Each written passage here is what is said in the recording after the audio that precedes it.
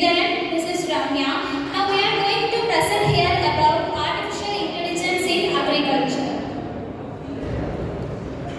Artificial intelligence is a critical value involved in computer science, which has rapid technologies and advancements. In agriculture, artificial intelligence are used for solving critical issues which cannot be solved by humans or by traditional methods. Overall, the global population, about 2,781 hectares, were facing critical issues, and by using artificial intelligence, they are solving it by step-by-step process. And the artificial intelligence is not only used for solving these particular issues, but also used for yield management, crop management, pest management, etc. Here we are focusing three main AI techniques, which are expert system, artificial neural network, and fuzzy system. Next, we are going to see about crop management. Crop management tools are used to how overviewing the various aspects involved in farming. AI in agriculture enhance crop management for better yield management and sustainable practices. And then in crop management, artificial intelligence are the concept of artificial intelligence were first initiated by M.C. Gillian and Lemon in 1985.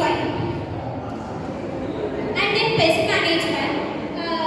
After the decades of research, it is knowing that there are more insect issues involving in with pests in agriculture. So by using artificial intelligence, we are solving that issues. For example, by using robotic devices with cameras and sensors, can be used to monitor and find pests.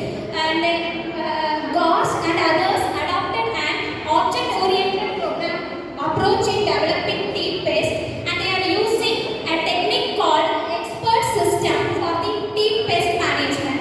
I hand over the session to Giridharan.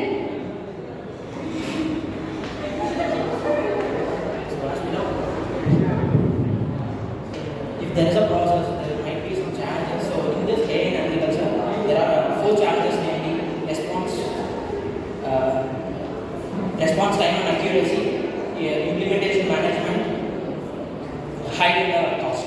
So the first is balancing speed and accuracy in AI and agriculture is a challenge, and the second is high data requirement. So in this high data requirement, it is considered as managing large scale data in agriculture, ensuring accuracy, privacy, technology capability is a significant challenge. And next is implementation management. So adapting AI to diverse farming needs involves and addressing data, customization, cost, education becomes a complex challenges in this method. At last is high data cost. So in high data cost, hinder widespread of AI adoption in agriculture, making a data collection expensive for farmers is a challenge in this methodology. In this proposed system sensors in AI, the proposed system sensors is used in management system for assessing the land suitability for agricultural or not. And it also explains the use of various sensors to collect soil-related data, including pH, moisture, and salinity. And the data is processed and collected and sent to the cloud for storage and analysis using Raspberry Pi and AWS, namely Amazon Web Services. At last, an AI model is developed to classify land suitability into different categories. And now soil management. In this soil management, AI in agriculture helps the farmers to take better care of soil. It uses the technology to test and analyze the soil, ensuring it has the right components, nutrients and moisture contents or not. AI also helps with planting and watering crops more precisely, preventing soil damage, etc. It also predicts crop problems and suggests a way to keep the soil healthy so that the farmer can grow more and waste less. And the more topics will be explained there. Good afternoon to all. Now, future of AI in agriculture.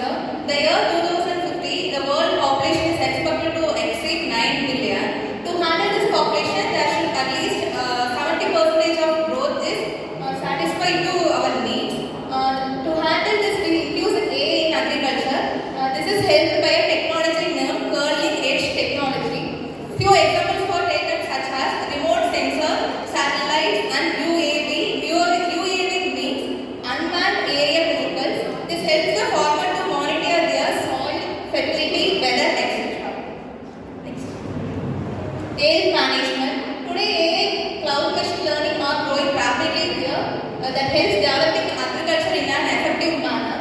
Currently, Microsoft Corporation is providing farm advising services to farmers, which is very helpful to farmers, increasing crop yield per hectare and gain effective price control with assured profit. Currently, Microsoft Corporation advising to our Indian state Andhra Pradesh via Kartona Intelligence Show, this involving machine learning and power BI. Productivity, this AI in agriculture helps a lot in improving farm management. It helps in decision making based on computer generated insights. It increases productivity like yield, harvest, growth and production of yield. AI in farming has helped a lot of farmers to gain productive knowledge. To hand over the mic to Ms. Harsh. Sustainable agriculture. Sustainable agriculture is a type of agriculture which provides a long-term benefits which have minimum negative impacts to the environment. While focusing on sustainable agriculture, we need to plan accordingly with the flexible work processes. So agriculture may also involve in climate conditions, water and environment. So while using the sustainable agriculture, the productivity increases and using the GPS and GIS sensors. In developing countries, the agriculture technologies are in inefficiency. Using the 4IR, that is fourth industrial revolution, it provides a solution for that inefficiency because 4IR is nothing but it is a transformation of traditional methods into digital methods. So, like digital technologies like AI, drone, and big data analytics. So, the main objective of this is sustainable income for the farmers and data integration to the small farmers who doesn't use that, and data solution for storage and analytics. So, disease management in agriculture plays a vital role in it because if any disease is caused to a particular plant, it destroys the entire field. So, disease management is very important. There are many factors which is a cause for disease like genetics, soil conditions, climate and humidity. So, the disease management can be processed using two systems, that's CNN and ANN. CNN means convolutional neural network. It is an image reduction method used since 2016. Means it analyzes the plants and the stem of the plant using the image, and it automatically sends to the farmers regarding that, and the farmers can take any step initiative for that. And ANN is used for processing a data. It analyzes the weather conditions and the soil quality, and it also uses the past data and it predicts the likelihood of the disease. Next. Here I conclude by saying that using of